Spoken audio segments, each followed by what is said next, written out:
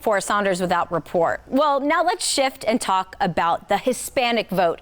What do you think when you hear this phrase? Whatever it may be, the Hispanic vote is no longer one that candidates can ignore here in Florida.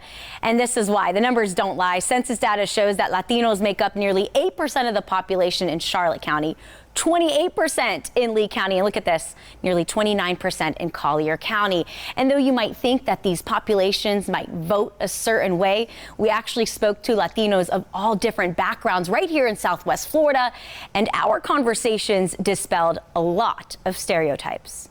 I can't wait to see how we can partner together in the future to bring the very best results for our kids. Ahead of primaries, local candidates of different party affiliation, background, and passion hit up an event put on by the nonprofit, the Hispanic Vote. An important one here in Southwest Florida as our Latino population continues to grow. Tell us who you are. Come up real quick. Explained by Blanca Contreras, chairwoman of the group. We are going to be the largest demographic. We are a powerhouse both economically and socially. So they want to have the Hispanic vote. But the Hispanic vote is not a monolith, and not all Latinos vote the same. I'm a registered Republican. I am Puerto Rican, born in Puerto Rico, raised in New York, and now Floridian. But I'm registered as an independent. I was previously registered as a Democrat. I'm Dominican American, and I vote Republican. Have you voted Democrat in the past? I have in the past, yes. Okay. And when did you switch over to Republican? Recently. When you hear that the Hispanic vote is all one way or another, what is your initial reaction when you hear that in the media? It's absolutely false. Absolutely false. It's offensive. And I say it's offensive because we're individual people. I laugh. There's 22 Hispanic countries in the world.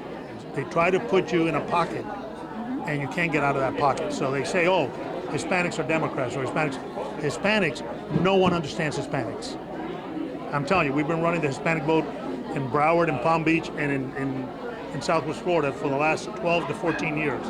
And we are still learning about the Hispanics because they're no different than non-Hispanics. According to the latest state elections data, there are 2.5 million Latinos now registered to vote in Florida, making up 17% of voters in the state, 12% of all voters in Lee County, and nearly 13% in Collier. And while the numbers keep evolving, so do voting trends. One of the biggest surprises that came out of the 2020 election was in South Florida, where Biden still won blue Broward and Miami-Dade counties, but not by a lot. Take a look. In Miami-Dade County, for example, in 2016, Trump only got 33% of the vote there. Hillary Clinton, 63%.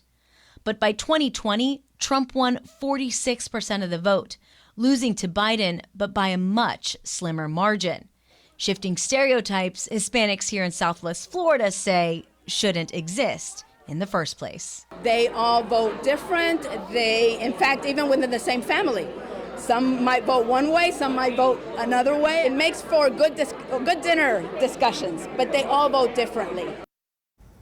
And this is the beginning of a series of conversations on the Hispanic vote that Fox 4 is committing to now through Hispanic Heritage Month, which starts September 15th, and of course through midterms in November.